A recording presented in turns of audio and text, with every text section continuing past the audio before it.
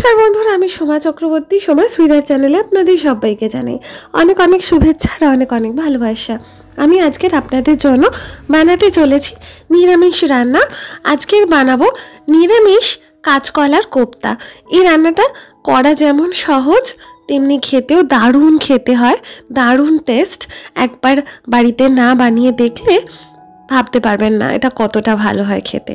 তো অবশ্যই রান্নাটা ট্রাই করবেন, কিন্তু তার আগে রেসিপিটা একটু দেখুন। তো এইটা আমি কাঁচকলা আর আলুটাকে ভালো করে কেটে নিয়েছি, কেটে ধুয়ে নিয়েছি, একসাথেই আমি রেখে দিয়েছি। তারপর ফ্রাইং প্যানটা বসিয়ে দিয়ে তারপরে কাঁচকলার আলুগুলো দিয়ে দিলাম, আর তার মধ্যে দিলাম সামান্য একটু গরুর দুধ আর সামান্য একটু জল। এটা এবার ভালো করে মিশিয়ে নেব, মিশিয়ে মানে ছড়িয়ে দেবো আর কি। তো তারপরে এটা ঢাকা দিয়ে বসিয়ে দেবো, ততক্ষণ সেদ্ধ করব এটা, যতক্ষণ না এটা দুধ আর জলটা একদম গা মেখে যায়।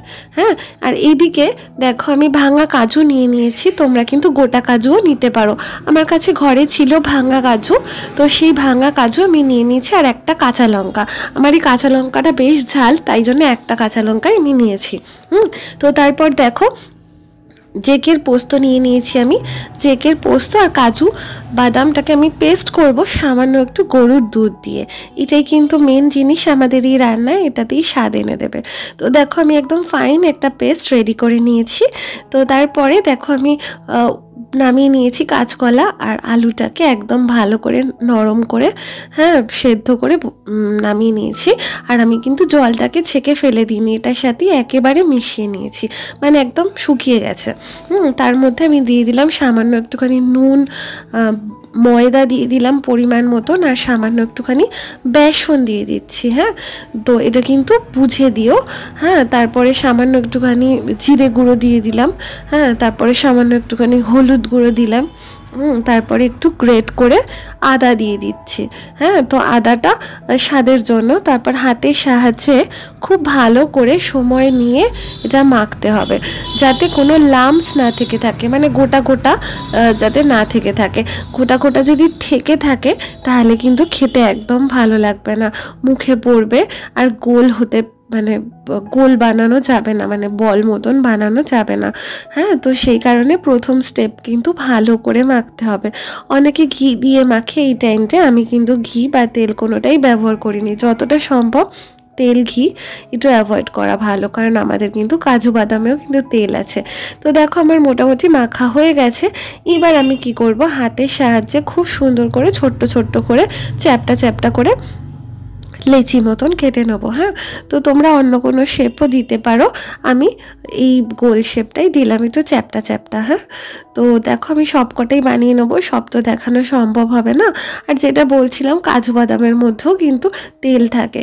তো এই যে আমি সবকটা বানিয়ে নিলাম, দেখো সবকটাই বানিয়ে নিয়েছি। তো এটা না আমি তেলে ছাড়বার আগে একটু ময়দার মধ্যে কোট করে ছেড়েছিলাম, প্লেন ময়দা কোট করে একটু ছেড়েছিলাম। আর আমি এই রান্নাটা কিন্তু টোটালি সানড্রপ অয়েলে করছি। সানড্রপ অয়েলে রান্না করলে রান্নার স্বাদ কিন্তু দ্বিগুণ হয়ে যায়। তো পুরো রান্নাটা সানড্রপ অয়েলে আমি করেছি। তো দেখো আমার গরম হয়ে যাওয়ার পরে আমি এক এক করে দিয়ে দিলাম, ছেড়ে দিলাম বড়াগুলো, আর ময়দার মধ্যে কোট করে দিয়েছি যাতে একটু বাইন্ডিংয়ে মানে শক্ত হয় আর কি, বাইন্ডিংটা শক্ত হয়। তো দেখো আমার মোটামুটি ভাজা হয়ে এসছে, একটা পিঠ হয়ে গেছে, আর একটা পিঠ ভালো মতন ভেজে নিচ্ছি। আর এই রান্নাটায় কিন্তু সানড্রপ অয়েল ইউজ করেছি, তাও খুবই সামান্য। আর তোমরা চাইলে কিন্তু ঘি দিয়েও করতে পারো রান্নাটা, তবে হ্যাঁ, কাজুতে প্রচুর তেল থাকে, সেই কারণে ঘিটা না দেওয়াই ভালো শরীরের জন্য। তো দেখো আমার ভাজা হয়ে গেছে, তো মোটামুটি আমি তুলে রাখছি সবকটা। তো দেখো আমার ফ্রাইং প্যানে না একদম তেল ফুরিয়ে গেছিলো, তাই জন্য সামান্য একটুখানি সানড্রপ অয়েল দিয়ে দিলাম। হ্যাঁ, তো তারপরে গোটা জিরে ফোড়ন দিলাম, আর একটা শুকনো লঙ্কাকে চিড়ে দিলাম, সামান্য একটুখানি আদা গ্রেট করে দিয়েছি। একটু ভালো করে ভেজে নেবো ওটাকে, যাতে একটু হালকা হালকা স্মেল বের হয়, কারণ গোটা জিরেতে একটা ভালো স্মেল বের হয়। আর আদাটাকেও একটু ভালো করে ভেজে নেবো, তাহলেও একটু হালকা হালকা গন্ধ বেরোবে।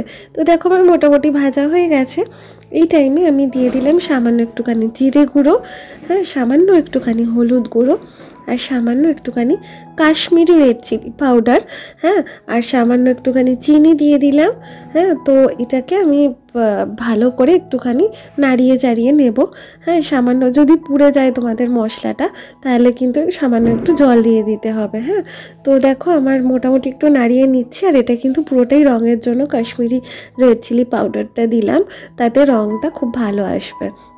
তো দেখো আমার এই টাইমে আমি দিয়ে দিচ্ছি হচ্ছে কাজু, তারপরে হচ্ছে পোস্ত আর দুধ দিয়ে যে পেস্টটা করে রেখেছিলাম সেই পেস্টটা আমি দিয়ে দিলাম। আর অনেকটা লাগা ছিল তো, তাই জন্য সামান্য একটুখানি জল দিয়ে আমি দিয়ে দিলাম। হ্যাঁ, তো দিয়ে দেখো সামান্য একটুখানি নুন দিয়ে দিলাম, পরিমাণ মতন, যতটা নুন তোমরা খাবে সে অনুযায়ী দেবে, এটা তো বলার কিছু নেই। তারপরে আর অপেক্ষা না করে বেশিক্ষণ পোস্ত কাজু দিয়ে তো ফোটাতে হয় না, তাই জন্য একবারে বড়াগুলো দিয়ে মিনিট 5-10 জন্য বসিয়ে দিতে পারো। আর এটা কিন্তু খুব হেলদি খাবারের মধ্যেই পড়ছে, খুব বেশি তেল এই রান্নাটার মধ্যে নেই, তবে স্বাদের একটু পরিবর্তন হয়। নিরামিষ খাবারও যে এত টেস্টি হয় সেটা কিন্তু আমরা সব সময় জানি না। একটু অন্যরকমভাবে যদি আমরা রান্নাটা করি তাহলে কিন্তু দারুণ লাগে খেতে। তো দেখো আমি 15 মিনিট বাদে যখন ওঠালাম দেখলাম আমার রান্নাটা একদম রেডি হয়ে গেছে, আর কিচ্ছু লাগবে না। এটা দিয়ে তুমি সব ভাত খেয়ে নেবে, এটা আমার গ্যারেন্টি। এত ভালো হয় খেতে এটা। নিরামিষের দিনে এরম যদি একটা রান্না থাকে পাতে তাহলে কিছুই লাগে না আর সাথে। তো ভালো লাগলে অবশ্যই আমার চ্যানেলের পাশে থেকো, একটা সাবস্ক্রাইব করে আর একটা ফলো করে। আর যারা ফেসবুক থেকে দেখছো তারা আমার পেজটা ফলো করে দিও নতুন নতুন রান্নার ভিডিও দেখার জন্য।